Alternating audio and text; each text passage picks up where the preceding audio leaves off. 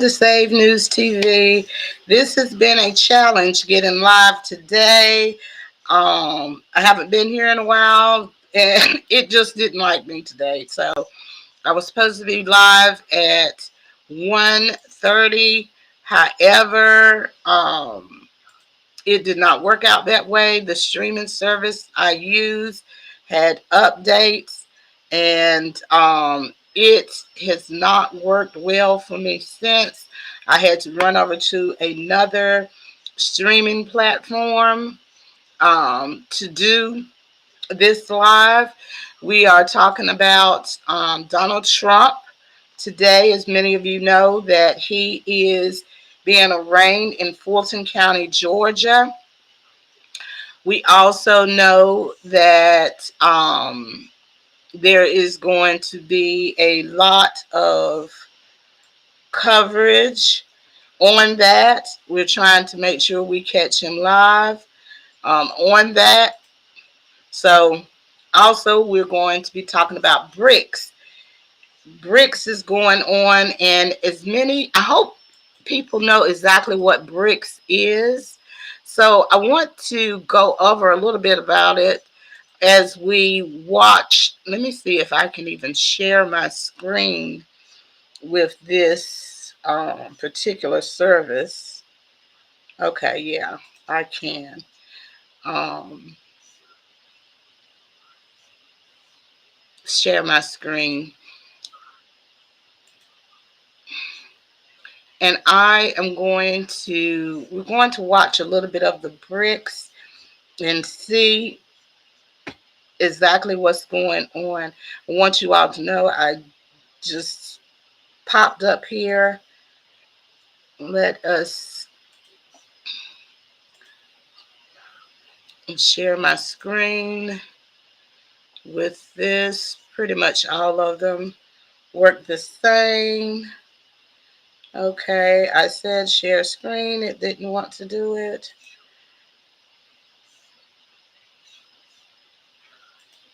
Okay. Let's see if it's going to let me share my screen here. I want to share this one.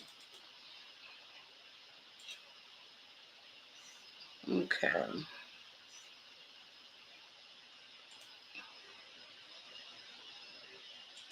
Y'all be patient with me. I haven't used this service, and I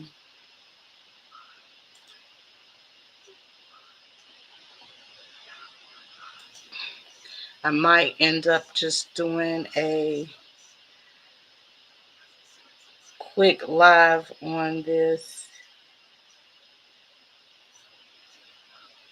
Oh, okay. All right. So here we have BRICS that's going on. Let's see what's going on. Together, universal action, the imperative for justice, and the promise of a better future, and I thank you.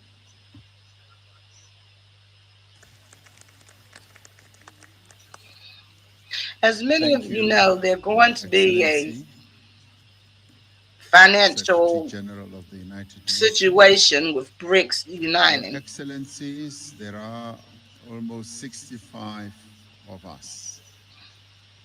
And this forum has been designed so that everyone should be able to make a statement. I will not be making any commentary in between to ensure that we do conserve time. I similarly would like to request that when we speak, we should remind ourselves of the time limit that we have put aside for each one of us to speak. So I do beg for your indulgence in that regard. My next speaker will be His Excellency Azali Osunami, President of the Union of Comoros, but also the Chair of the African Union, President Osunami. Merci beaucoup, Monsieur le Président et chers frères. Monsieur Antonio Guterres, secrétaire général de l'Organisation des Nations Unies. Representative of the United Nations, dear colleagues, and then head of government, all protocol observed, I greet you in the name of God. It's an honor for me to take part in this gathering and then to bring the contribution of the African Union to this exchange, to this forum. And I'm hoping that this is going to be very fruitful for the countries that we're representing here. So allow me, before I get into the subject, to extend our thanks, our gratitude to President Ramaphosa, to the South African government and the South African people for the warm welcome that was given to us on our arrival in this country. So we're also expressing our gratitude for all the measures that have been taken to facilitate our meetings and then make our stay here in South Africa most enjoyable. The land of Nelson Mandela, our biggest leader, a figure who's making the continent very proud. So, dear delegates, the African Union that I have the honor to come and represent here this year, 2023, so is giving a very important meaning to work with countries in BRICS.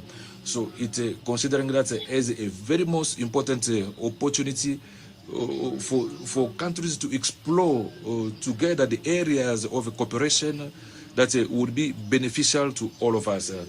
And then for that, to see how the bloc can also expand to other African countries, it's a process that will contribute to multiply benefits associated to this cooperation. So various capacity of BRICS in various sectors, it's a very important benefit that will foster the growth and the development of the African continent. So today, Africa is faced with many challenges, especially to the issue of food security, which is something we cannot accept because our continent, which possess 70% of arable land in the world, is registering a deficit every year in the area of food security, ranging up to $200 billion. So BRICS, with is a multi-form capacity, can help the Africa to become independent in the area of food security by putting in place new technologies to improve the sector of agriculture. So Africa is also faced with the issue of industrialization because the continent has got enormous reserves of raw material, but unfortunately they do not have a capacity to exploit and then transform these minerals on our African continent. So the collaboration between BRICS and Africa would allow to develop production units and transformation units in the area of a big program of industrialization that will favor the green transition. Finally, on the pharmaceutical sector, BRICS has got a capacity to develop a partnership with Africa in order to promote research in the pharmaceutical area, but as well encourage the increase of pharmaceutical products. The example of vaccines in South Africa, especially during COVID, that has demonstrated that African countries, not only they've got techniques and necessary technologies, but they also have a capacity to contribute to the world effort to improve the life. So I'd like to take this opportunity to reiterate the availability of the African Union in this partnership between BRICS and the African Union. It's a frank partnership that will last longer and win-win. So, ladies and gentlemen, trade relations between Africa and BRICS are multidimensional. So they are illustrated in many advantages that are linked in the South-South Summit. It's important to underline that BRICS represent one of the major trade partners in our continent, and our economic weight constitutes it's something major that cannot be compared with something else in the world. So African countries will wish in the area of this partnership and then funding that will be created by BRICS, such as the new development bank, which the objectives is to fund development projects while underlining sustainability. At the moment where our continent is trying to go through some reforms in world financial infrastructure, we are urging BRICS to play a role of a pressure group for those reforms, and also structural reforms and deeper.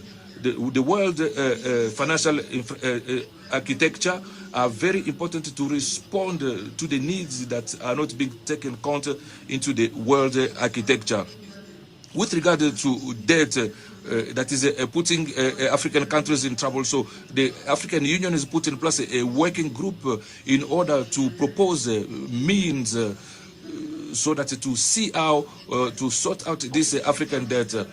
So that would be put in place by BRICS to benefit countries in our continent if those funds became operational. In fact, this would allow African countries to access loans with better conditions of repayment, which will be advantageous for countries that are facing prohibitive cost to the world financial market. Beyond all this, so that is linking the two parties, our continent is the potential to offer to BRICS benefit of opportunities, especially in the area of geopolitics, economics, security, and cultural sector. It's the case of the free trade area that are offering to the countries of BRICS unique opportunities to reinvigorate their effort to foster trade relations with emerging and developing countries.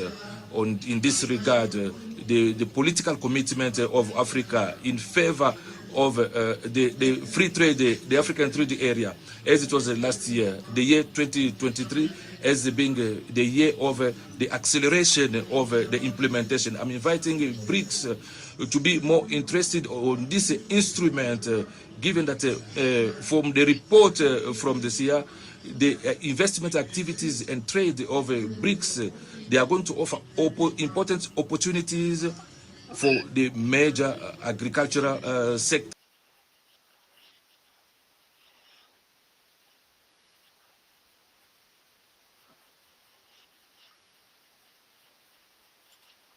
Yes, we are definitely. Let's see, I guess I can only share one screen at a time.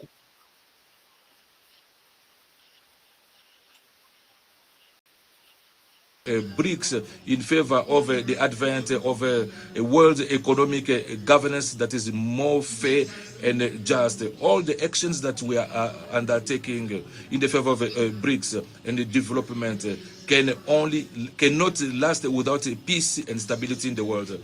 So I would also like to draw our attention on the agency so that we can seek together means to try and put an end to conflict in Africa, in particular for all extremism, the change of unconstitutional change, the peace and stability and the prosperity of our continent.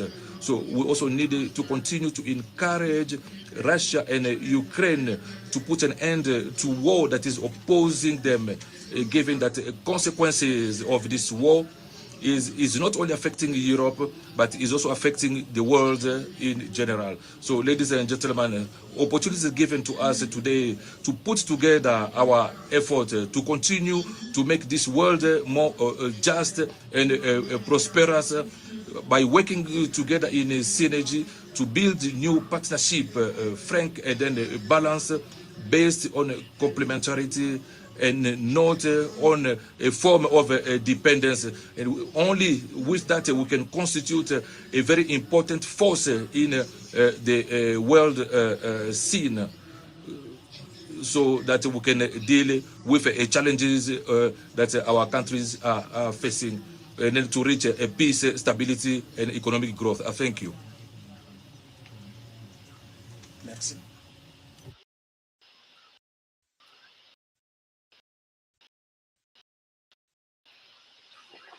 Okay, we're that are at the BRICS conference.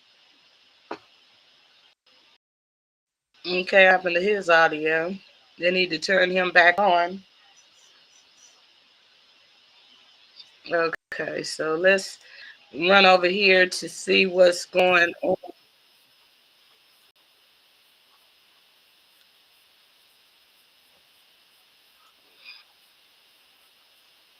Mm-hmm. Member and friend of BRICS, Your Excellency Antonio Guterres, Secretary General of United Nations, Excellencies, ladies and gentlemen, and participants, all protocol observed. Arraignment grace, I say grace to God who has all gathered us in this space in Johannesburg. Allow me to express my deepest gratitude to the government and to the South African people for having invited my government. The theme with the impulsion of Africa at the center of exchange, as well have for the warm welcome to my mem and my delegation. Excellence, ladies and gentlemen, this summit comes at a particular moment. The world is experiencing an economic crisis, geopolitical and security as well. This summit offers an supported by there are many friends to think of the collective response with the challenges that we are faced with by putting in place donc a principle of mutual respect, equality, solidarity, and then openness and then inclusivity. As opposed to what others can think, I consider that the coalition with BRICS it's a way to fast track the common project and then to expand the circle of friends and also members. Though this coalition is there to create an order in diversity in order to face world challenges of the moment. Burundi is subscribing to the main conclusions that came out on sectorial meetings aiming in the promotion of South-South cooperation, the mutual partnership with Africa in a Okay, so we're going to come back to the BRICS conference. Summit. Excuse me. We're going to look and see what's going on at the Fulton County courthouse. There is absolutely nothing but cars coming in, but I also want to make sure that I show you all there's just cars coming in. So we're going to add this to our stream so you'll be able to see this. And we don't know, no news outlet knows exactly what time Trump is anticipated on coming into Fulton County. We know that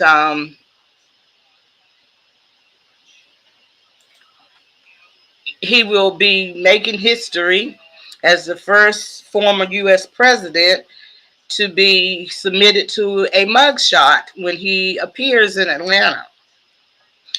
These are he's facing criminal charges for trying to overturn the 2020 elections, defeat in Georgia. He has already admitted that he is not guilty. He's played, I'm not guilty, that he did absolutely nothing wrong. And we are now seeing this in real time. There are a lot of information on social media that's going around that people are posting. A lot of people feel that Trump's indictments are politically motivated. Want to know exactly what you think, whether or not you feel that it's politically motivated or whether it is definitely due him. So tell us what you think. Last night was the political debates, the Republican Party debates. And of course, Donald Trump did not come. He had an interview with a pre-recorded interview with Tucker Carlson. And a lot of people are saying that Trump did not go, but he won the debate. We,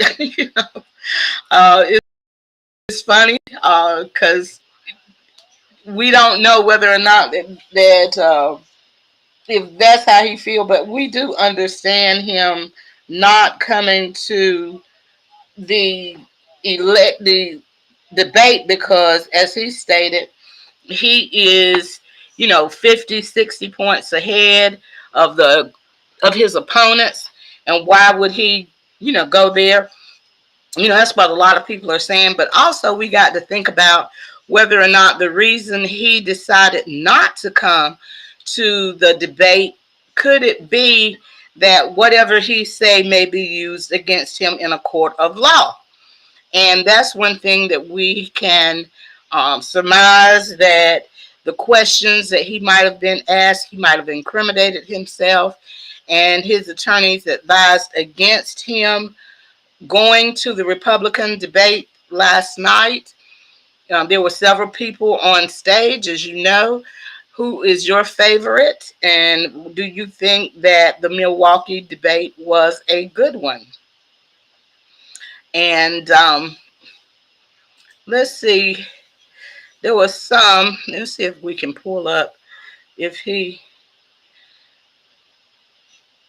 Tucker Carlson interviews, it's also already reached over 200 million views, and that was earlier today. So he that was a groundbreaking, and I'm sure that it overshadowed the debate and got more views than the actual debate. So let's see if we can get some of this Tucker Carlson interview on. See if we can get some of this Tucker Carlson interview on here, because we don't want to be hit with no copyright strikes while we wait to see if Trump is going to be coming up. So let's pull up this Tucker Carlson interview, and we can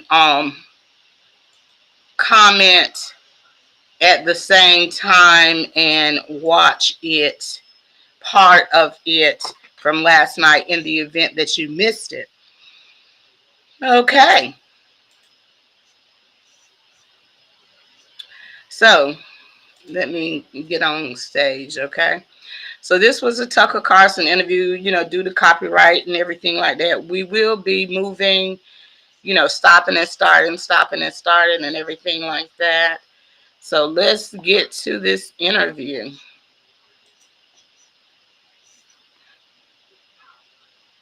That, and many people said you shouldn't do them, but you see the polls have come out, and I'm leading by 50 and 60 points. And some of them are at 1 and 0 and 2, And I'm saying, do I sit there for an hour or 2 hours, whatever it's going to be, and get harassed by people that shouldn't even be running for president? Should I be doing that? I'm going to be And speeding a this network up. that isn't particularly friendly to me, frankly. You know, they were backing Ron DeSanctimonious like crazy, and now they've given up on him. I mean, it's a lost cause. We're It reminded me very copyright much of act. 2016. You know, in 2016, I went through the same stuff and had to fight them all the way, and then they became very friendly after I won, or just about when I was winning. But I just felt it would be more appropriate not to do the debate. I don't think it's right to do it. If you're leading by 50, 60, at one point I'm leading by 70 points, and I'm saying, why am I doing it? Okay. So there he goes. He's saying, why is he doing this? Because, you know, he's already leading by 50, 60, 70 points. So, you know, why am I wasting my time with this debate? Who am I debating? And the only thing that it would do is bring attention to his opponent. So, you know, you understand that. But as I stated earlier, it probably has more to do with whatever he says might be able to be used against him in a court of law in case he incriminates himself, would have incriminated himself during the debate. And I'm going to have 8 people, 10 people, whoever made the debate, I don't know how many it is, but I'm going to have all these people screaming at me, shouting questions at me, all of which I love answering, I love doing, but it doesn't make sense to do them. So I've taken a pass, as you probably noticed. I did. I'm grateful Yeah, he took a pass. that you did. It's interesting, though, because you spent a lot of your career in television. Yeah. You had a top show in television on NBC. But you don't feel the need now running for president to do television, obviously. Do you think television is declining? Well, according to a poll that I guess we just saw, that just came out where it's down like 30, 35%, but I think they were referring to cable. I think cable's down because it's lost credibility. MSNBC. Okay, so he's talking about the people that have lost credibility. Nobody believes the news anymore. I'm going to put a link to the interview itself so you can watch it, because I will be fast forwarding this at very much so. Okay? Because I don't want to be hit with no copyright strikes. Okay? Or as they say, MSDNC is so bad. It's so wrong what they write and what they do and what they say. It's, you know, it's fake news, as I said. I think I came up with that term. I hope I did, because it's a good one. It's not tough enough anymore. It's corrupt news. You know, really what you do is call it corrupt news, but somehow that doesn't play as nicely. But it is corrupt news. So you have MSNBC and you have CNN, who's absolutely doing no ratings at all. I mean, they're dead. But they're doing none because they don't have credibility. They really don't have credibility. Fox is way down, as you know. And the good old days are. Well, that's a thing. Like I tell people, don't believe what you see on the news, because a lot of times it is their opinion. It is no longer reporting the news and giving you an opportunity to make your educated opinion on what is going on. It is more so now, you know, this is what we think. This is what you should think too. Are long ago. I will say this, it could come back, but they just don't have a lot of credibility. Tucker, you know that perhaps better than anybody. I think it was a terrible move getting rid of you. You were number one on television, and all of a sudden we're doing this interview, but we'll get bigger ratings using this crazy forum that you're using than probably the debate. Well, we know Tucker got fired from Fox News, and so it goes. Competition. When you say there are people on stage who shouldn't be running for president, who do you mean? Well, I don't want to really use names, but it wouldn't matter too much. A guy like, I call him Ada Hutchinson. It's Asa, but I call him Ada. Why do you call him Ada? You know, I could tell you, but I don't want to get myself in a little trouble. But he's weak and pathetic, and he was, I never. Okay, so we know who he feels that he doesn't think that should be running for office. And let's see, are we getting some action here? It looks like not over there. Okay. Understood the guy, never knew him. He was the governor of Arkansas. Trump probably make him wait I don't know until how the that last state is such a great state. The people are so incredible in that state, and they love me and I love them. How does this guy get elected governor of Arkansas? But he's nasty always, and has been. Okay, so we still haven't gotten a Trump sighting yet. So, but he's talking about who should be and should not be running for office. Okay, as far as a guy like Chris Christie, a guy left with a 8%, think of it, 8% approval rating in New Jersey. Now he's running for president. And he runs solely on the basis, oh, let's get Trump. He's like a savage maniac. He's like a lunatic. And that's all he talks about. His poll numbers are very, very low. He's about 2%. What's he like? You know him well. Okay, so that's the question I'd like to ask all of you. Do you all think that Chris Christie is a good presidential candidate for the Republican Party or any party? Do you think that he is going to make an impact, or he just happened to be there? You know, what's the deal on him? I've been friendly with him over the years, but I couldn't give him a job because I just never trusted him very much. I was just never one of his people that really trusted him. I never gave him the job, and that's one of the reasons he feels so hurt and so betrayed. And I understand that. I really do. I understand it, but I never gave him. You know, he wanted to be different things. He was looking at different elements of the administration, and we decided. I decided just I didn't want to do it. And now I'm glad I did, because you see, but you know, we had some great people. I had great people. We'll have even better people if we do this, because now I know Washington before I didn't. Okay, so we know what's going on. So Washington, but guys like Bill Barr were terrible. I mean, they were, I would say, Bushies. I say that with respect to the Bush family, but they were Bushies, and just it doesn't work out for us. It was clear. This is kind of far afield, but it was just interesting. I read Barr's account of his time. He wrote a book about it. Right. Well, we know that also that there will be a definite cameras into the courtrooms when this case goes to in Florida. Okay. Back to the interview.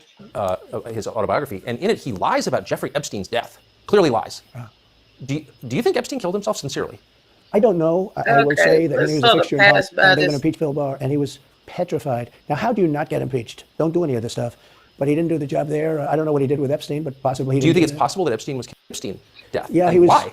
I mean, impeachment twice, right? And now indictment. I mean, the next stage is violence. Are you worried that they're going to try and kill you? Why wouldn't they try and kill you?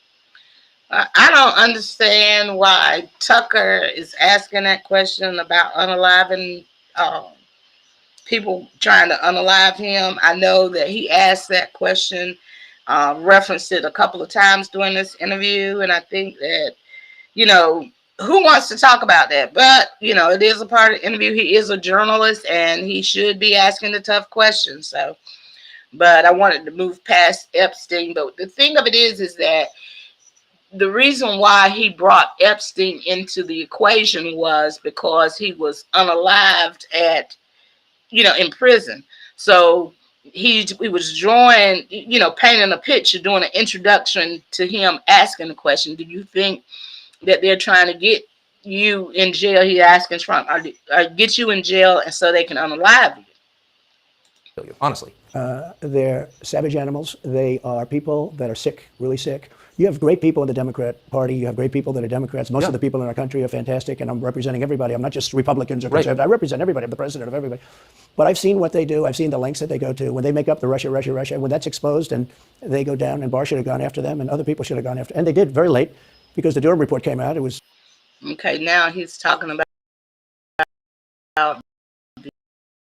the indictment to be much later, that there was no collusion or whatever. But okay, let's get on back.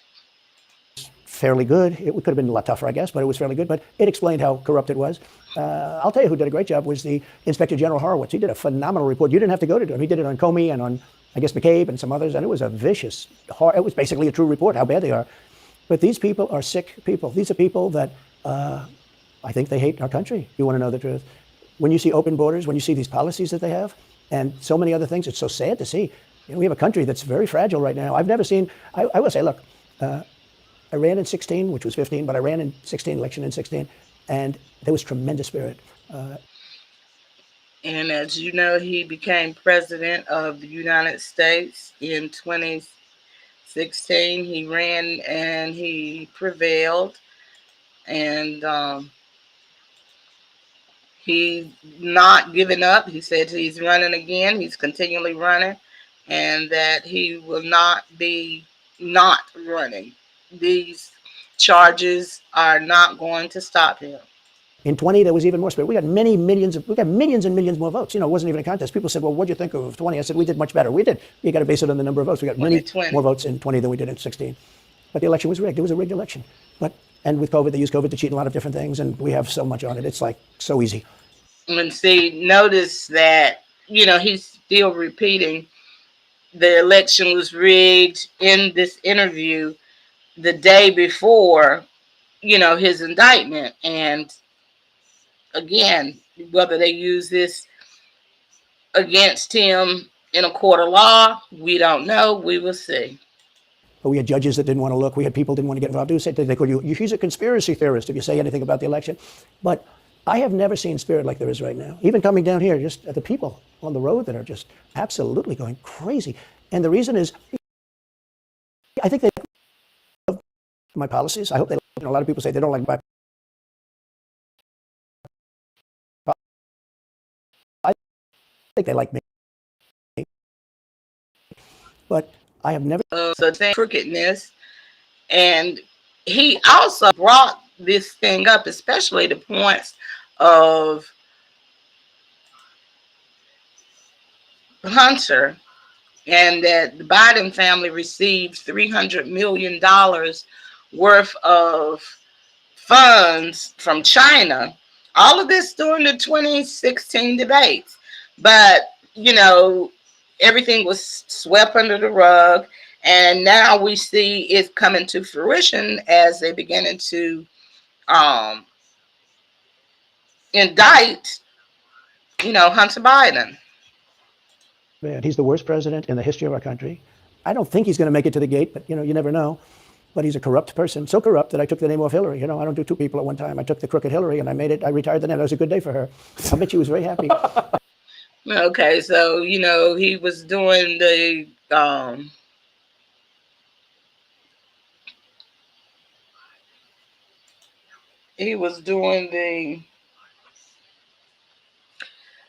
crooked Hillary, lock her up, lock her up. It's amazing whether or not some people are saying it's karma, and that now, you know, he went on a rampage with lock her up, that now he is being locked up and it's his karma. What do you all think? And I used it for Joe because it's crooked Joe. But Joe is really. But you don't think he's going to make it to November of 2024? Well, I think he's worse mentally than he is physically. And physically, he's not exactly a triathlete or any kind of an athlete. You look at him, he can't walk to the helicopter. He walks, he can't lift his feet out of the grass. You know, it's only 2 inches at the White House, right? It's not a lot. But you watch him and it looks like he's walking on toothpicks. So, and then you see him on the beach where he can't lift a chair. You know this? Well, that's, you know, like Trump, hate Trump, love Trump. You know, you have to say that that is a point that Biden does have an issue with maneuvering. Chairs are meant to be light, right? They're like 2 ounces. You lift them up. He can't lift the chair. He can't walk to the chair. And I don't know what they're doing with, you know, this beach is seeming to play a big role. But okay, let's test the beach thing. It really wasn't important. Thousands of people are. Can you imagine you're in an apartment house and rockets are going into that building and blowing it up and knocking it down? And who can? Why should anything? Why should anybody? Human beings, whether they're Russian or Ukrainian or whatever they are, it's got to be stopped, and it can't be stopped very easily. It would have never started if I were president. It would have never started. Okay, now we got a lot of people saying that they believe that if Donald Trump had been president, that the situation in Ukraine would have never started. What are your beliefs and thoughts on that? Do you think the war in Ukraine would have started if Trump was in office? Okay, have no idea. So back to Biden, I'm interested. So you think he's failing? He obviously is failing. I think it's clear to everybody. But that would make Kamala Harris the candidate? Well, not really. I mean, I guess they'd have maybe a free. Well, now, Donald, you know how the government works. If they impeach Biden, or if they, you know, if he stepped down or whatever, that would make Kamala Harris the president, because she is the vice president. And after her, the Speaker of the House would come. So let's not act like we don't know how government works here. For all, a lot of people say she has to remain for certain reasons, the candidate. She has to. I don't think that's true, actually. I don't think that other people would stand for it. Well, now that might be true, too. They probably would try to do a workaround with her. I don't know. We will see. I don't know. She has some bad moments. Her moments are almost as bad as his. I think his are worse, actually. Yeah. But she seems pretty senile, too. She speaks in rhyme. You know, it's weird. It's weird. But she has bad moments. And in rhyme? What do you... Well, the way she talks, the bus will go here and then the bus will go there, because that's what buses do. And it's weird. The whole thing is weird. This is not a president of the United States future. And I think they probably have some kind of a primary and other people will get involved. Newsom, right? I mean, could be. I mean, you know, I always got along well with him, believe it or not. But well, I don't know whether too many Americans would want Newsom as the president. I don't know how he would fare running. And a lot of people look at California and see the situation that's in California, the homelessness, the policies, the legislation. I just don't feel or see that Newsom could win overall. Not unless people are so diehard to a political party that they overlook things to vote for someone. But then again, that's the way a lot of people are. So they overlook what is going on in the world for their best. But I think that the Democratic Party should have another option other than Newsom out of California, especially if they, you know, want to win. Newsom policies, he has totally messed up California. I can only imagine him as the nominee for the Democratic Party and winning if he won and become president. But we would go from a non-participant Biden to a participant Newsom. So I think that for those that are Democrat in the office, in our audience, that you should try to get another candidate. And I also feel that the Republicans should look at other people. Now, Vanik, don't know much about him. And I don't think that he is who he pretends to be. But let's go back to this interview. Could be him, could be somebody else. He's got a big load on his shoulders because you look at California, what's happened. But I don't know if the American people really, the people that vote for him, I don't even know if they care. You look at so many of the things that are going on, and people don't seem to be. In the old days, if you had a bad record, it meant a lot. Today, if you have a bad record, it doesn't really mean anything. He looks good. He's a nice-looking guy, speaks well. But Biden, every time you watch him talking, it's like he's walking on eggs. You're waiting for him to collapse. Well, I mean, like Trump, hate Trump. Either way, he spoke fact there. It's scary watching Joe Biden. It really is. And he almost always does. And I got to know the leaders of all of the countries, essentially, but the big ones. And the bigger, the tougher the leader. It's like sort of, I guess maybe that's the way it's supposed to be. But I got to know President Xi of China and Putin and Kim Jong-un. North Korea did a great job with North Korea, kept us out of a nuclear war. We would have 40,000 dead soldiers right now. They'd drop a nuke right on top of the military base. But we have 40,000 soldiers. Well, it's good to know that they are going to definitely have some what's the name with that over there. And I did great. I got along with him great. That's a positive. The press said he said nice things about Kim Jong-un. I also said horrible things at the beginning. Horrible enough that he wanted to talk.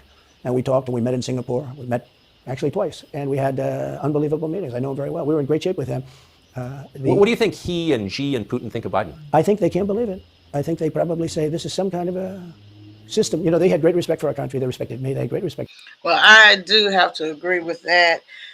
The world, the United States have become the laughingstock of developed countries now. And like I said, the mainstream media is not going to share that information with you all. But these world leaders have zero respect for Biden. I mean, absolutely none. They don't respect him at all. For our country, when I was there, every one of them. Look, if you go to North Korea,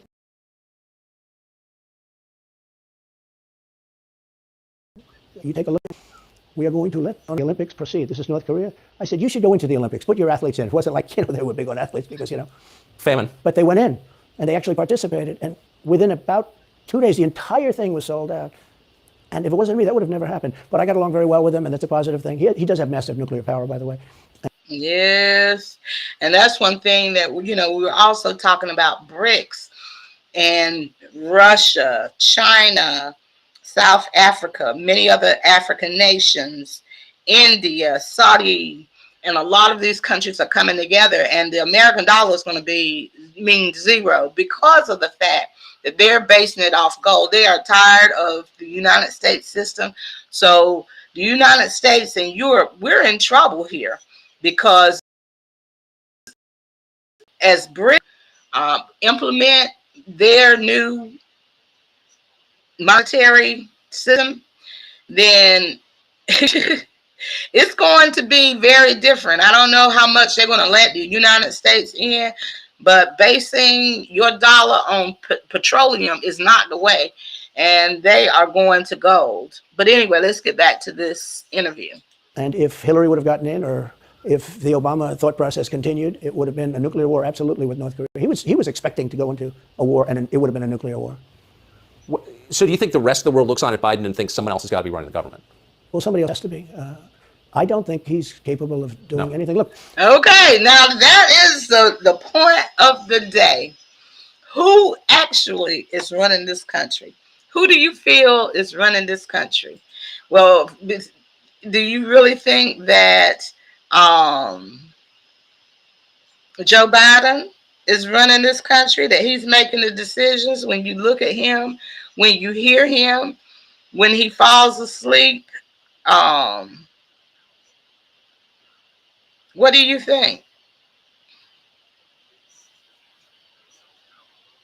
What do you think? Well, we know that also the cameras was approved for the indictment, but do you really believe that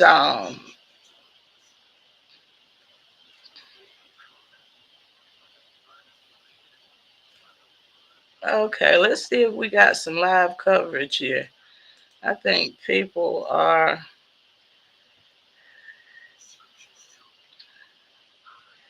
putting some information in here. Let's see if we got somebody must be doing some AI, because we're not getting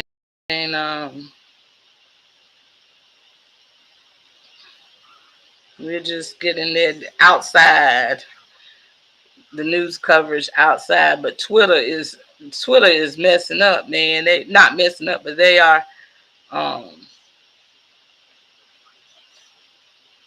definitely okay. Well, they got riot gear on at the Fulton County jail now. That was this morning.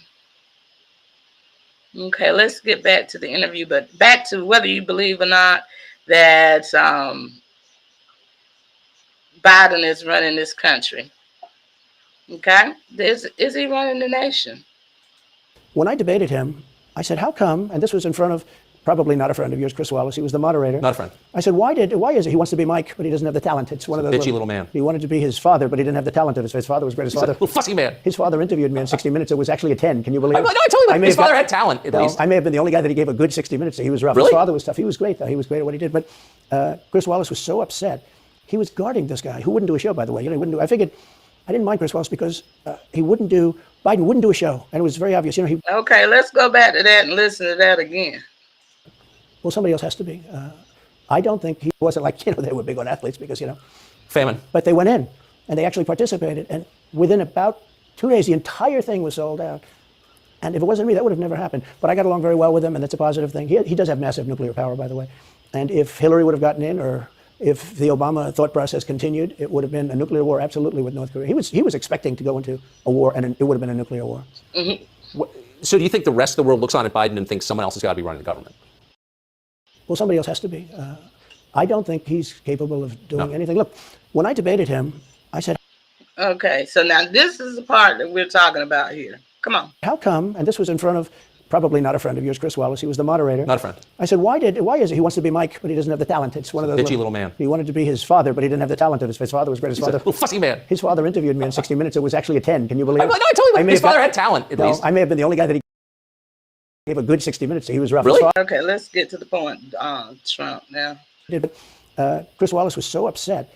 He was guarding this guy who wouldn't do a show, by the way. He wouldn't do. I figured I didn't mind Chris Wallace because Biden wouldn't do a show. And it was very obvious. He kept asking him, but he wouldn't do the show. So I figured he's got to like me. But he came from a different planet. But remember when I asked the question, why is it that the mayor of Moscow's wife is allowed to give you $3.5 million? Don't forget, that was brought up. Now it's brought up all the time. But that was brought up by me long before anyone ever heard of it. Mm-hmm. Now, this is the part that we were talking about earlier. The $3.5 million that Biden received, his son received, and his son received a salary. Why was she allowed to give that? Nobody, they didn't want to talk about it then, but now we're talking about it now. Let's get back to I said, the mayor of Moscow's wife giving you $3.5 million. What did you do to deserve $3.5 million? And Chris Wallace said, this has nothing to do with the debate. I mean, he got in the way of the question. No, well, it was crazy. And I said, well, wait a minute, he got $3.5 million from the mayor of Moscow's wife. Now, people forget that, but if you go back and take a look, you will see. And Chris Wallace didn't want me to ask that question. I said, I think it's a very appropriate question. It turned out to be much more appropriate than people thought. Amazing. So do you? Yeah. So we're still like that, because remember during that time, it was hush, hush, hush, hush, hush. So I have to applaud Elon Musk and X, now Twitter, for allowing the opportunity for different viewpoints, whether you agree or disagree with them, to be voiced without being censored. Okay. Have a preference in, assuming you're the Republican nominee and all goes as you plan it to go, do you have a preference in who you run against? In many ways, I'd love to run against him because his record's so bad. It's still horrible when you look at inflation and everything else, but. Okay, wait a minute. I see something in a shout out. Okay, shout out to you. Don't know who it is, but tell me who it is. Negus. Tell me who that. Yes. All right.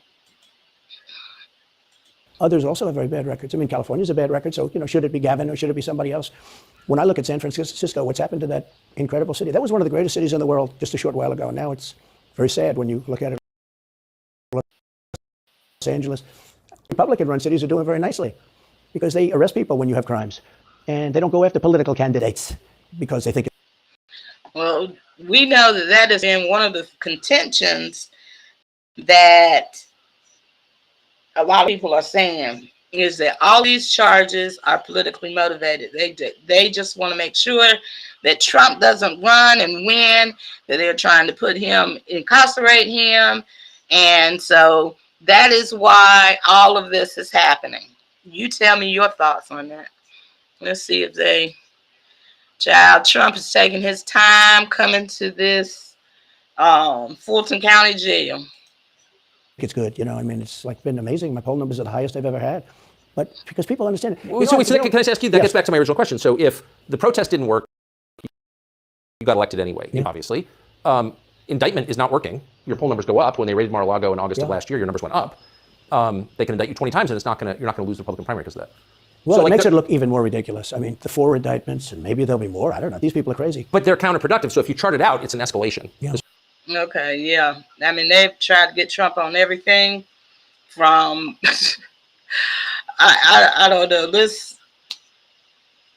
Let's see whether they get him on this. There's question about the legality of it.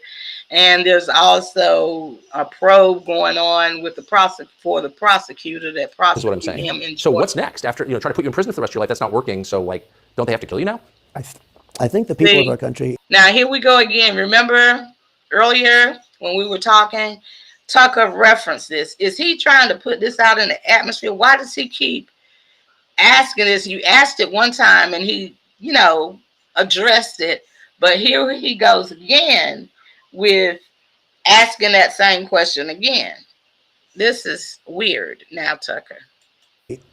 Don't get enough credit for how smart they are. And I'm not sure I would have said this 10 years ago, but they get it. They really get it. When somebody gets indicted, your poll numbers go down. When somebody gets indicted, you announce, ladies and gentlemen, I'll be leaving to spend time with my family and to fight for the rest of my life for this stuff.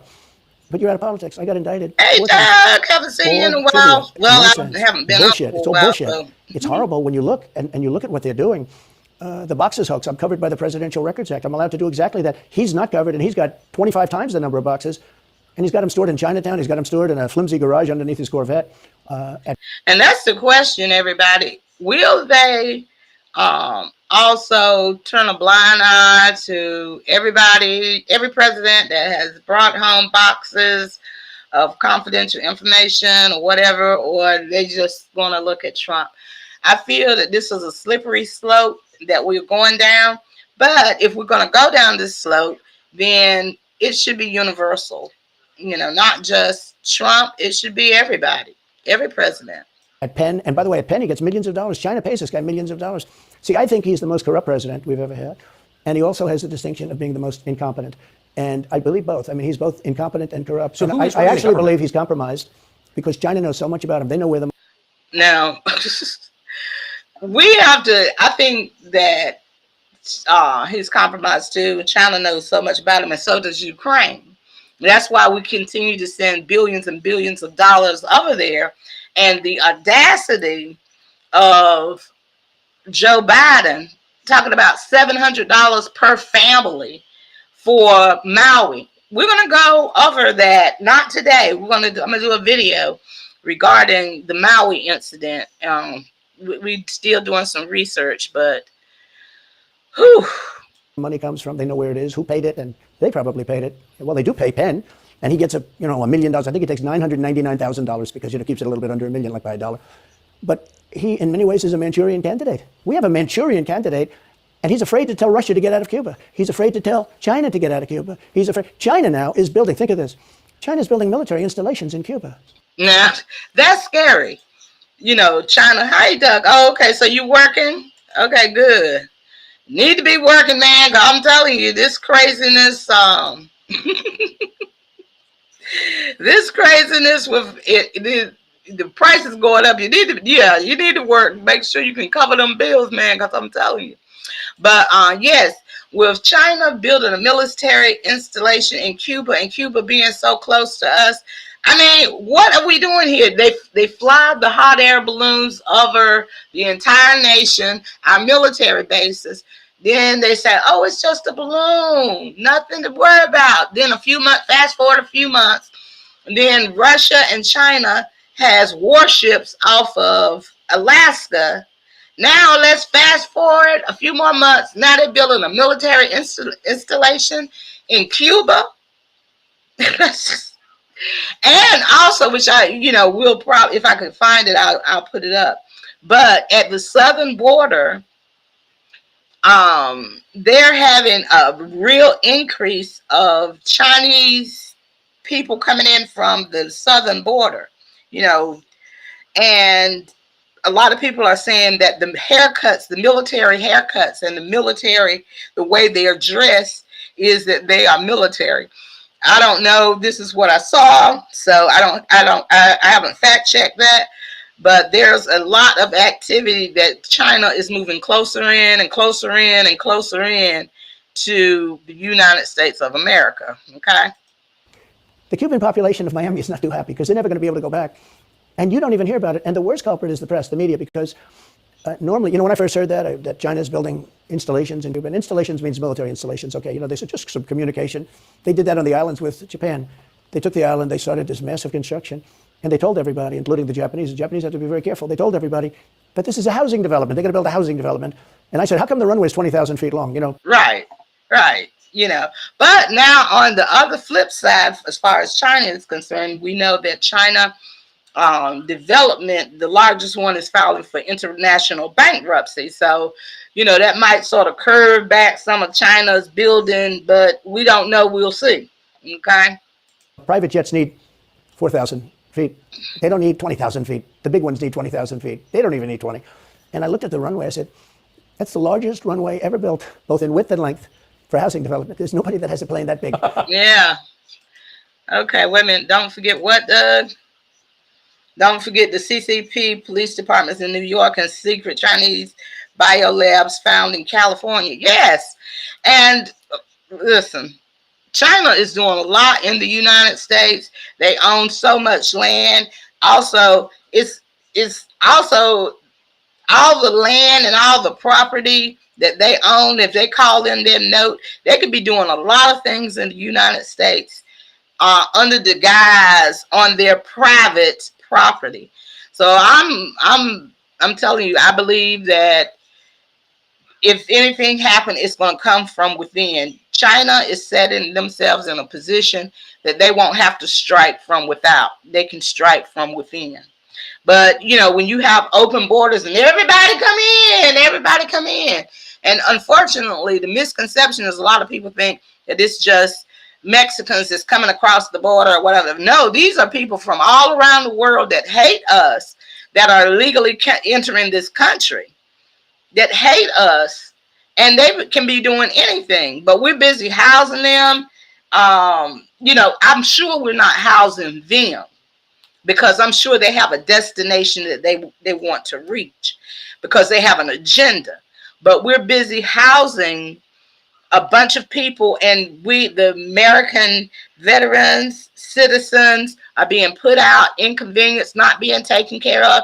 And again, back to the audacity of the $700 per family, not per, you know, per household for Maui. But you send billions of it to Ukraine. Don't let me go there, y'all. Let me get back to this video. That you would have a runway that's Why is for China testing. allowed to conduct imperialism sphere? Well, yeah, and it's far beyond Cuba. It's all over South America. Yeah, in the Caribbean. So we built a thing called the Panama Canal. We lost 35,000 people to the mosquito, you know, malaria. Yeah. We lost 35,000 people. Now we're going to talk about the mosquitoes.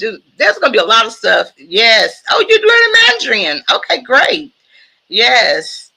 But we're going to talk about the mosquito release and the latest ones that was been released with the malaria showing up in the United States, killing people after decades of no cases of malaria. All of a sudden, we now have malaria in the United States of America. I mean, come on, people. Come on, people. What is going on here? We know who is doing this. We lost 35,000 people because of the mosquito. Vicious. They had to build under nets. It was one of the true great wonders of the world. As he said, one of the 9 wonders of the world. No, it was one of the 7. It happened a little while ago, you know. He says 9 wonders of the world. You could make 9 wonders. He would have been better off if he stuck with the 9 and just said, yeah, I think it's 9. But this is one of the true 7 wonders of the world. And you take a look at the Panama Canal. It was such an incredible engineering marvel. We sold it under Jimmy Carter. We sold it to Panama for $1. He be dragging people. Okay. The following day, they quadrupled the amount of money the ships had to pay to get across. They didn't lose one ship. And now they've made it much bigger, and now they've widened it. They've doubled it, right? They've more than doubled it. And it's one of the most profitable things. Any time, it's just incredible, right? We give it away for $1. China now controls it. They actually control the Panama Canal. They run it, they control it. And we shouldn't let that happen. And we can't let China be in Cuba. And they'll get out. If I'm president, they'll get out. Because I had a very good relationship with President Xi, but he respected this country. He respected me. Well, now we'll see about whether China going to give up that Panama Canal in Cuba. Now, I don't know about that, Trump. Yes. Bill Gates, most definitely. I think he is one of the most dangerous people in the world. He not only to the United States of America and their citizens, but the world, because he's in every country, dibbling and dabbling with stuff. Yes. And he'll get out. And we can't let them run the Panama Canal. We built the Panama Canal. Should have never been given to Panama. We should have had it. But we gave it for $1. Think of it. They quadrupled. In one day, they lifted the fees, which are, you know, pretty big for these massive ships to go through, right? Rather than going around the Cape and all the tremendous storms, such beauty, such, you know, it's beautiful stuff. But you didn't want to get caught in those storms. Those were storms that wiped out the biggest ships. And we go through the Panama Canal, we built it, and we gave it away for $1. Think of that. How stupid are we? Well, now we have to look at the history of Panama and the Panama Canal. It's not like, you know, we definitely didn't do our dirt to get it. Okay. So we see a camera setting up for. We have done the stupidest things in this country. Trump. And now we have a president that can't put 2 sentences together. There's been cameras all day, but I don't think he gets to the starting gate, but these people do miracles. I mean, he ran out of his basement and you got away with that. Because of COVID, so smart, but they're fascists, they're radical left lunatics, and they're destroying. Again, like I said, you know, he did what he did as far as not going to the debate, but he has to be careful with everything he say because anything he say, probably they're going to use it against him or try to use it against him. Okay, well, now there's an update. She wants the October 23rd.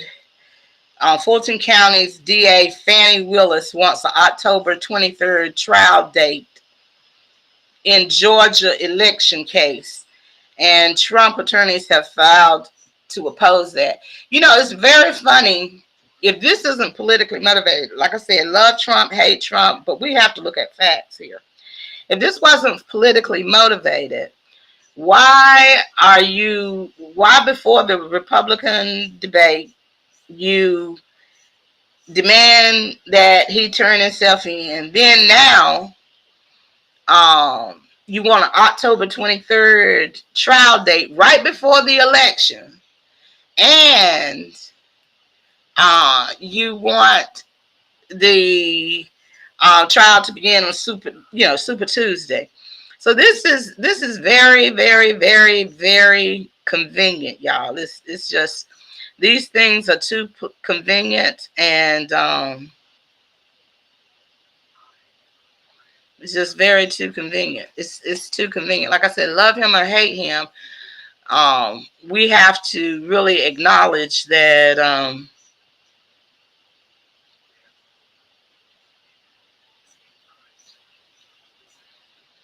okay, now we got somebody, the Citizen Free Press is outside Fulton County Jail, and he's just filed for the arrest of Fannie Willis. Okay.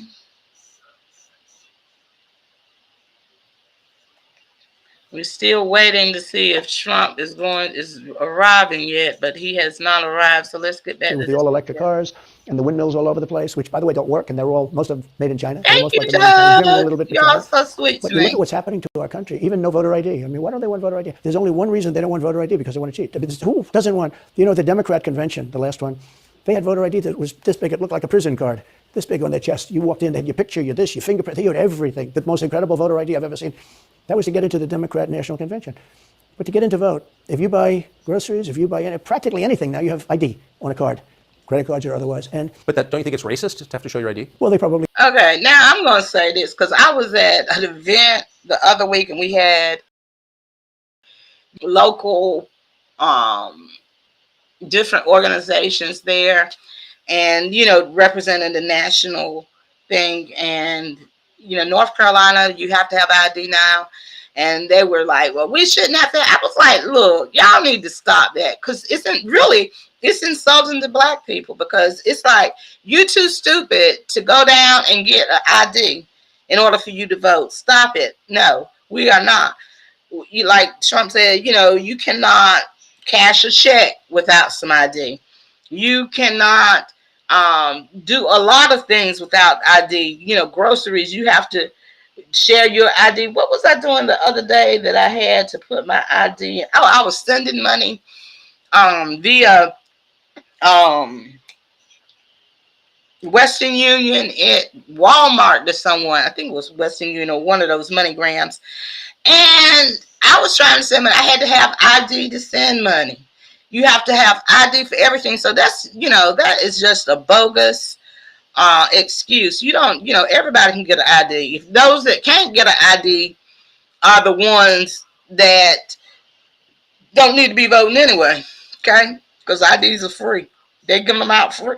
Excuse me. We say that. They use anything not to show ID, because voter ID is pretty simple. And we could go back, and we should go back to all paper ballots, voter ID, same-day voting. France did it. France had mail-in ballots. Right. It was terrible. Anytime you... Right, Doug. I mean, I don't know of a single black, as a black female, I know a lot of people. I'm sure you do, and a lot of people from all around know a lot of people. I don't know one black person that don't have an ID. I just don't. Not one. Not one. You have to have an ID to get in college, trade school. I mean, whatever, whether you're young, old, or whatever, you have to have an ID. So I don't know of any black people without IDs. This is 2023, not 1960, 1950. Not one single person. But anyway, let's get back. You have mail-in ballots, you're going to have massive cheating on your elections. Anytime, not just the presidential election. Anytime you have... Isn't that the whole point of them? Yeah. Well, one thing also that we also know is that now, they're trying to bring back is CD time. CV time. It's coming back. But see, people were scared out of their wits before with CV. And they're not going back to covering their faces and getting inoculated and all of that, even though we tried to warn you, tell people different things. They shut us down along with a lot of other people. So they're not going to fall for that trick anymore, because it's mighty curious that now all of a sudden, right before the elections, there's an uptick in this same CV, and you need an inoculation, you need to start back wearing your mask. They're trying to put that scare tactic on. Even people that supported them before and was gung-ho for it, they're not even buying this again. So they need to go on and stop.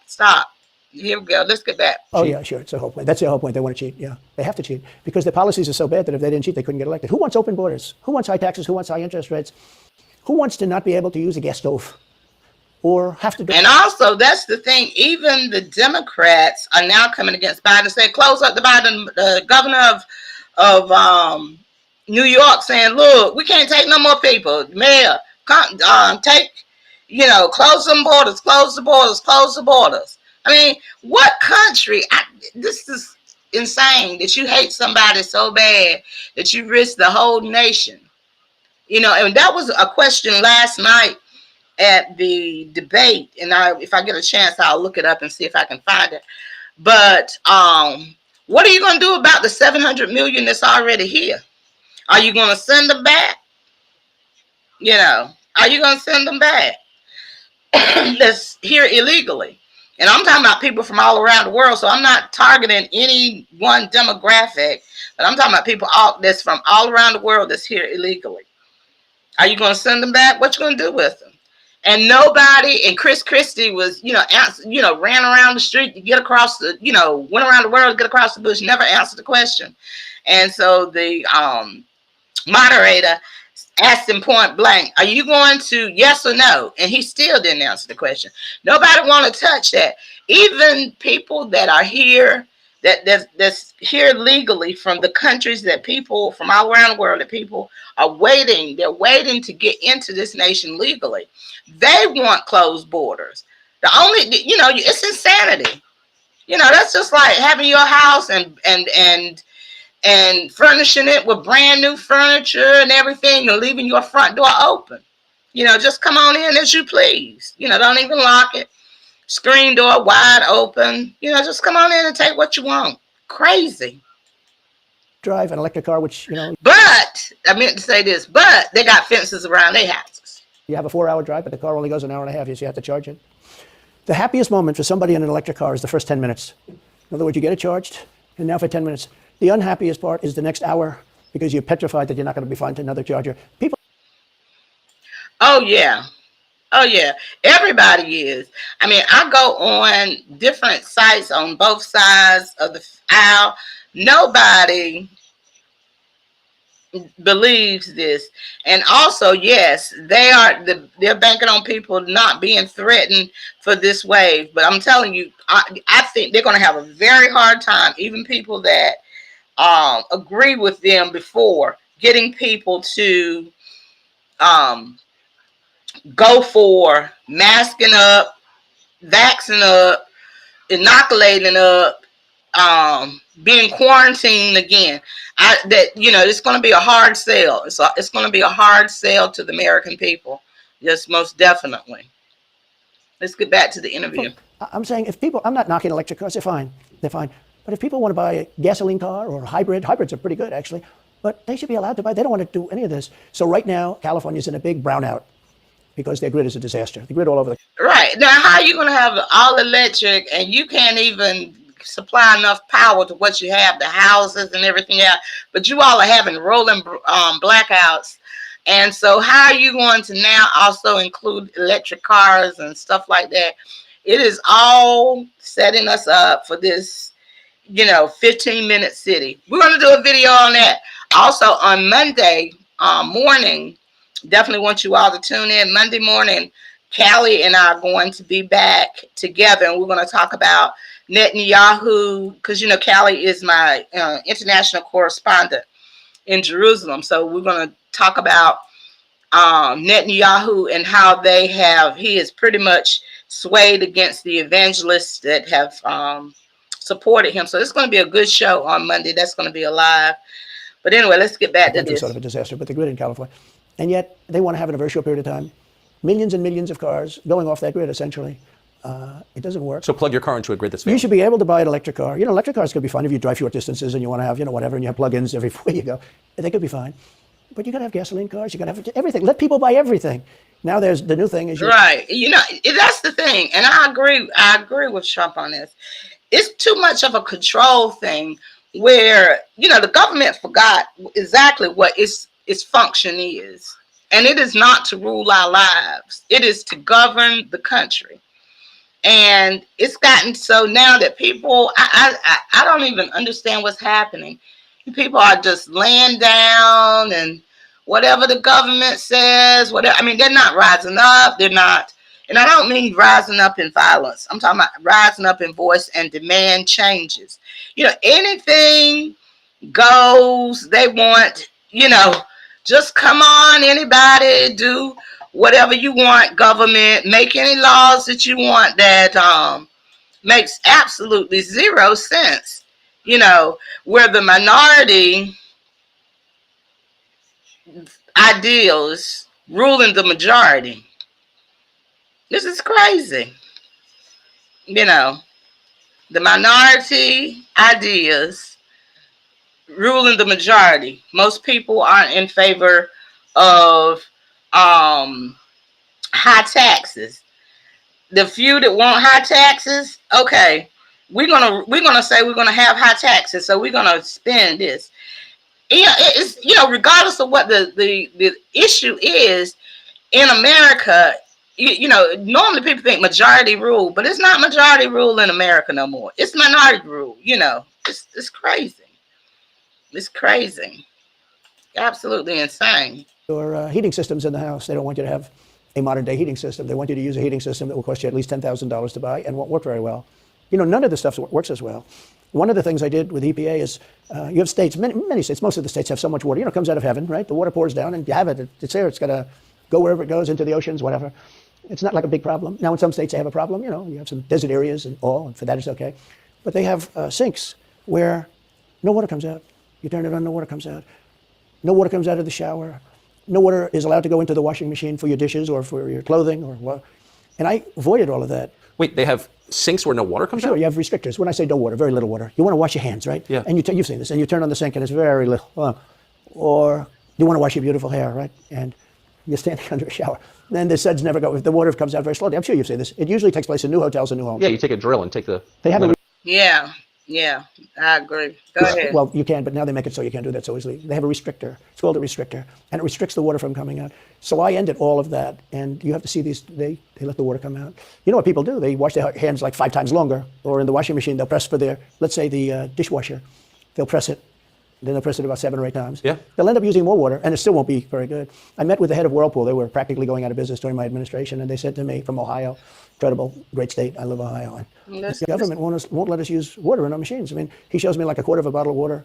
That's supposed to be washing clothing. And I freed it all up, and I put tariffs on these countries that were selling and machines coming into the country. You could say that they do things that are not very... So how do you, that's my question, how do you, if you get elected again, go back to Washington, how do you keep the agencies under control? How do you keep FBI and CIA specifically under control? The way you do it, like I fired Comey, that was a big deal. You know, a lot of people said, and I fired him very early. Somebody said, oh, I wish you would have fired him. There's a real question about firing him anyway. You understand, because, you know, when they have a 10... Yeah, and that's the other part. There are 3 branches of government, not 4. And that's the other problem. You know, that want to be elected, which are not elected. These bureaucrats and the lobbyists, they are, you know, they are in the ear. But go ahead, Tom. There is a question.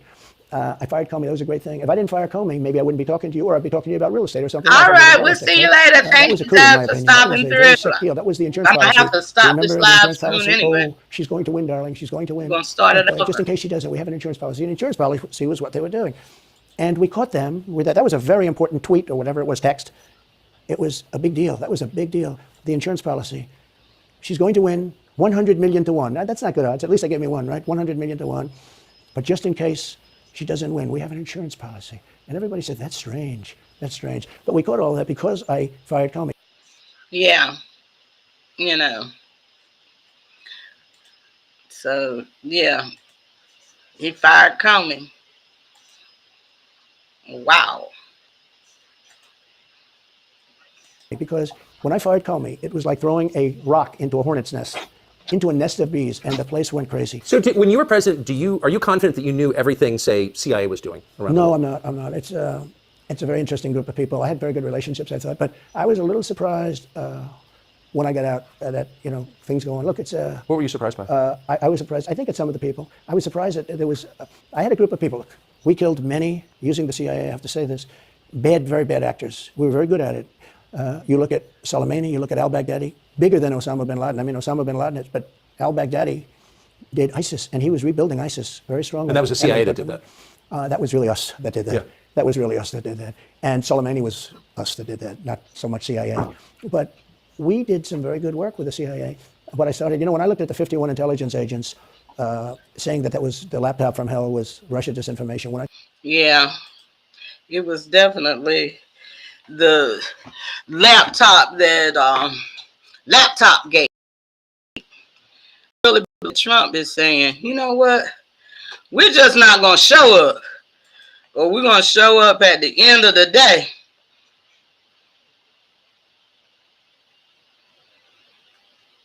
Let's see. I took a look at that.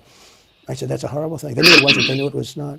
And by the way, you're talking about cheating on the election. McLaughlin and Fabrizio, great pollsters, they said a thing like that plus other things meant anywhere from 10 to 17% of the vote would change. Whatever happened to Mike Pence? You've always been nice to Pence. I've never heard you criticize Pence. You've defended him in public many, many times. He's out there attacking you.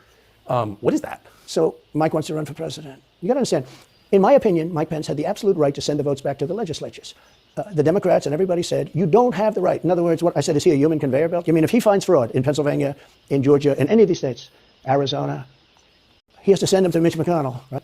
That's right, sir. Well, if he finds fraud, he has to? Yes, sir. I said, so he's a conveyor belt. Boom, put him in.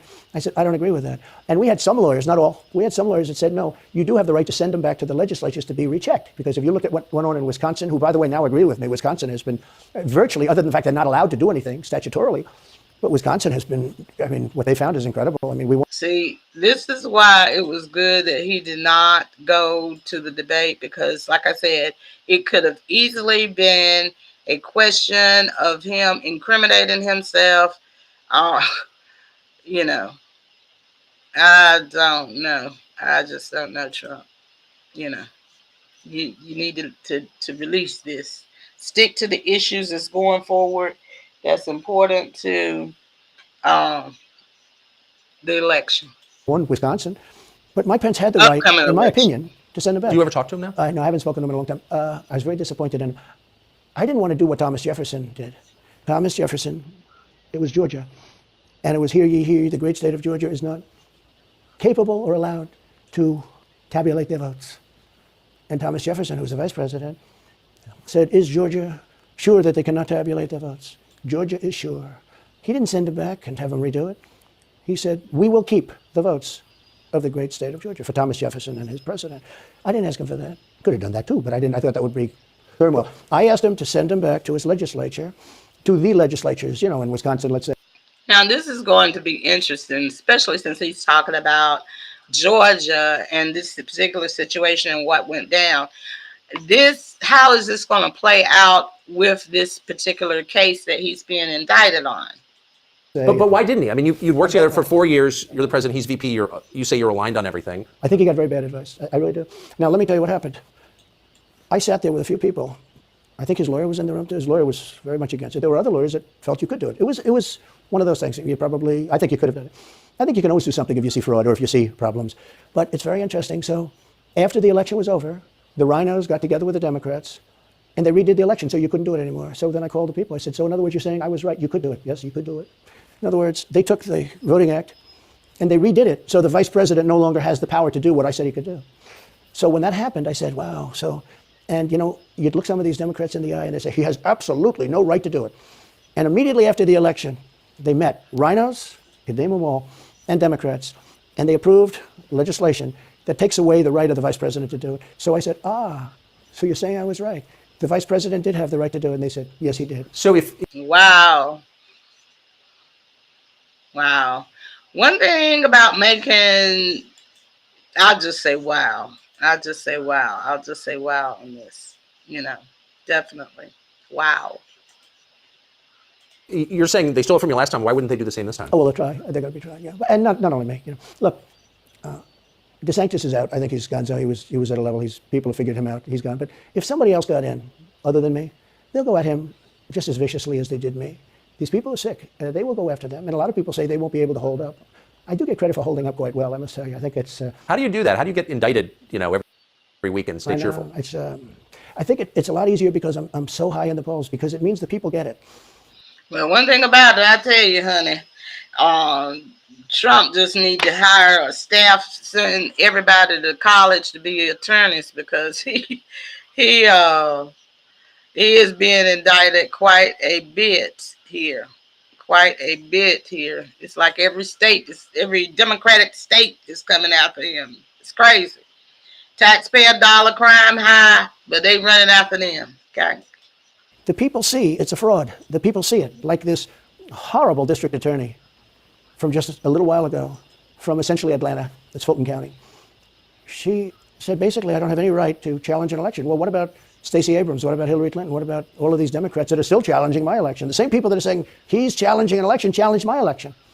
And they did it with slates. They did it with all sorts of things. They were very bad about it. But basically, they're suing me, and they're saying, you don't have any right to challenge it. If you challenge an election, we're going to indict you and put you in jail. So what they're doing is they've weaponized, and don't kid yourself, the DOJ and Biden and the whole group, they're watching all of this stuff. They love the local stuff. The DA in Manhattan. Not only that, they put one of the DOJ top people into the Manhattan DA's office to run things. They don't even have a case against me. It's not even a case. Everyone says, even the Democrats say, you can't bring these cases. You have no case. The Attorney General or the District Attorney.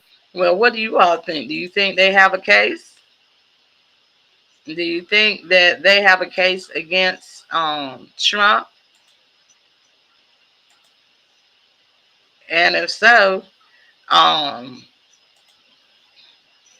what do you think that is political or not? Attorney Fannie Willis in Atlanta, she's getting killed. Basically, she's saying Trump doesn't have the right to criticize an election. But you've been around long enough now. You've seen many elections criticized. I mean, Hillary Clinton goes crazy. Every time she talks, she says, he's not the president. Jimmy Carter said, he's not the president. Well, I am the president. Hillary Clinton called me, by the way, 3:02 in the morning to congratulate me the night of the election. Did her voice crack? Well, her voice was, it's very different. I will say, I won't get into that. But what do you mean? Her voice was very different.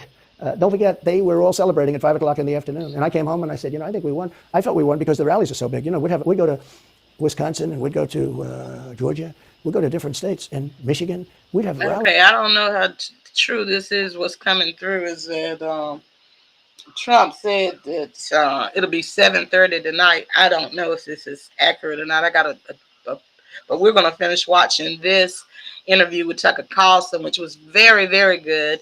And I put the link in the chat for you all to view the it for yourself. But we're talking about it. In Pennsylvania, we had 58,000 people in Butler. And I said, how are we losing this? How do you have a rally where you have from 50 to 100,000 people, many of them? I did 7 a day for a couple of days. That's a lot. That's a lot. These are big rallies too. And I didn't hold back. I didn't say, let's do abbreviations, right? But they challenged the stuff. Yeah. Hillary called me up and conceded. Now the word is that Obama said you have to do that. But she called up and totally conceded. But now, every time you see her on television, she's saying she's challenging the election. Do you think so? That would mean that she should be indicted. But that would mean also that Stacey Abrams in Georgia should be indicted because she. Well, now, ooh, these points.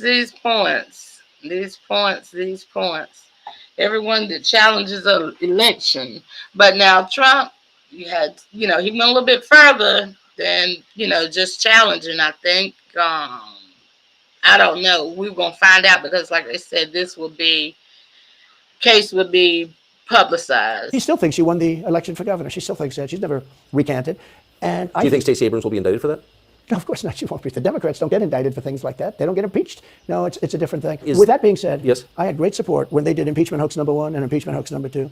Jim Jordan, the House was fantastic. And actually the Senate was very good for me. Other than, Mitch McConnell, I think it's too bad I endorsed him. He was begging. He was going to lose that race and I endorsed him and he ended up winning the race because of my endorsement. He was down. He was going to lose to Amy McGrath. She was $90 million in cash, all set to go. She was leading by 3. He was going down.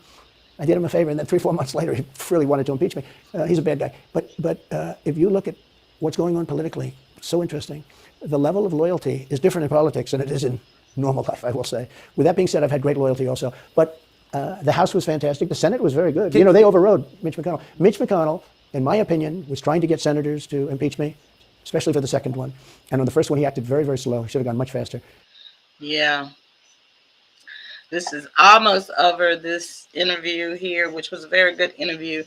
If it is 7:30 tonight, that Trump's going to turn himself in, and we'll, try to come back.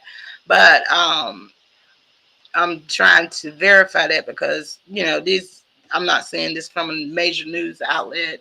These are side accounts. Let's see here. But Mitch McConnell wanted to, and the senators went up to him, guys that are subservient to him because he gives money. He gives them money. He gives them a lot of money. He raises some money and he gives it to them, and therefore they do what he said. That's the only form of leadership he's got. So last question, if you're elected president again, what's your number one priority? When you ran last time, you said, I will build a wall. This time, your bottom line top promise to the country. So you can do numerous things at the same time. Of course. But let's say number one is a border, and taking hundreds of thousands of criminals that have been allowed into our country and getting them out and bringing them back to their country, Guatemala. By the way, not only the 4 countries that we think of as neighbors, all over the world. Last month, we had 149 countries represented. Think of it. We had 149 countries represented, Tucker. Okay. That's a lot. From places that many people never even heard of, coming into our country. And they're coming in from mental institutions, and they're coming in from prisons. They're emptying out their prisons all over South America. They're emptying out their mental institutions. Terrorists are pouring into our country. We have no idea. I had the strongest... Exactly. Now, that part is true. Like I said, a lot of people have the misconception that people are entering the border illegally are just, Mexicans. No. These are people from all around the world. They travel from all around the world to get to the southern border to cross illegally. Friend or foe, they're coming through the southern border. Okay? And also, one thing which hasn't been addressed is the northern border. They need to start locking that down too. All the borders. Border in the history of our country. And I built almost 500 miles of wall. They like to say, oh, was it less? No, I built 500 miles. In fact, if you check with the authorities on the border, we built almost 500 miles of wall. And I had another 200 that I was going to build. It's like water, it seeks. And we're going to build another 200. We built it. It was all set to go. All they had to do was install it. It would have taken 3 weeks. And that's when I found out. I said, I think these people actually want open borders. The first thing I would do would be, I would seal up the border good and tight, except for people that want to come in legally. Do you think we're moving? Right. And I agree with that. I think that America should open its arms to anyone in the world that can come here legally. That's the word, legally. But everybody else that's not here legally, the borders need to be secured, and they need to be sent back. Come here legally, and nobody has a problem. At least I don't. I can only speak for me. Towards civil war? There's tremendous passion and there's tremendous love. January 6th was a very interesting day because they don't report it properly. I believe it was the largest crowd I've ever spoken before, and some of the crowds I've spoken before. And like July 4th on the mall, I think they had 1 million people there. But I think that the biggest crowd I've ever spoken before was on January 6th, and people that were in that crowd, a very, very small group of people, and we said patriotically and peacefully and patriotically, right? Nobody ever says that. Go peacefully and patriotically. But people that were in that crowd that day. Well, I'm going to let you tell it, Trump. Very small group of people went down there, and then there are a lot of scenarios that we can talk about. But people in that crowd said it was the most beautiful day they've ever experienced. There was love in that crowd. There was love and unity. I have never seen such spirit and such passion and such love. And I've also never seen simultaneously and from the same people such hatred of what they've done to our country. So do you think it's possible that there's open conflict? We seem to be moving towards something. I don't know, because I don't know what it, I can say this. There's a level of passion that I've never seen. There's a level of hatred that I've never seen, and that's probably a bad combination. Yeah. Love, hate, and passion. Bad combination. Hate and passion. Yeah. Because people do things out of passion. You think about, so when someone unalives someone, that's what, it's not like, they unalive it, but there's a difference with a crime of passion when they unalive you than with just a plain stranger. Stranger has no connection with you, but if it's passion, they got, and it's more devastating. It is. Donald Trump, thank you. Thank you very much. Very much. Thank you. That is a bad combination, by the way. Bad combination. Thank you. All right, then. Well, that was this interview there. And so it has been, that was a Tucker Carlson interview. I also put, like I said, I did in the chat the link to that. We are still sitting here waiting. I don't think they're going to do that. But it also says that the debate last night on Fox had 51 million viewers, and Tucker Carlson had 230 some million viewers. So Tucker Carlson interview took precedent over that. Also, while we're talking on Trump, and then we're going to get back to BRICS, I'm going to show you a little bit back of that, is that Trump's, we know that they want the court, the trial televised, which I think is right, because if there's going to be a trial, we need to be able to look at it for ourselves, see the evidence, and see what is going to happen. Okay, evidence on both sides, so we can make up our mind, make a determination on that. Yes.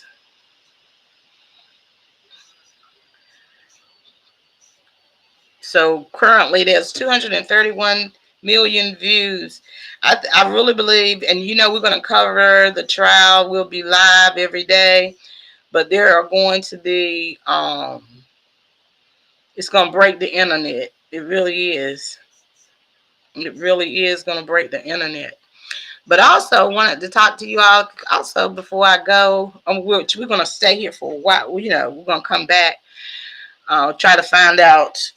What I'm trying to do is find out what time Trump is going to be at the, everything is updated. Like I said, no major news sources. Nobody knows what time.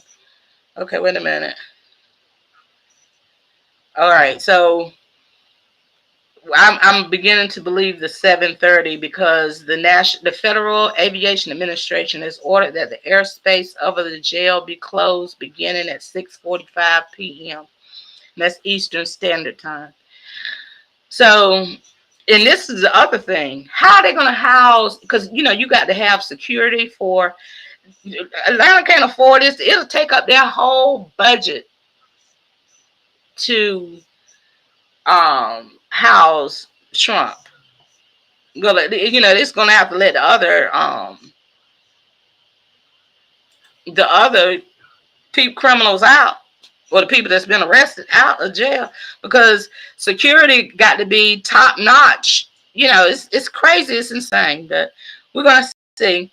But anyway, everybody, like I said, Reuters are reporting that the airspace over the jail would be closed beginning at 6:45 p.m. Eastern Standard Time. And so sometime after that, after it's closed, that's when Trump is going to come in. And so I'm thinking about 7:30, as they said it'll be. So we'll come back, go get you some food, go get you a snack, and enjoy. We are going to go get us a snack, because I haven't eaten today. But again, we'll be back at 7:30. We'll probably try to come back around 7:15. If they're closing the airspace at 6:45, the plane, the plane has to land and all of this. But just watch our page, turn on your notifications, like, share, and subscribe. And we'll get back to this later today. Thank you all for tuning in, and we'll see you later this evening. Bye.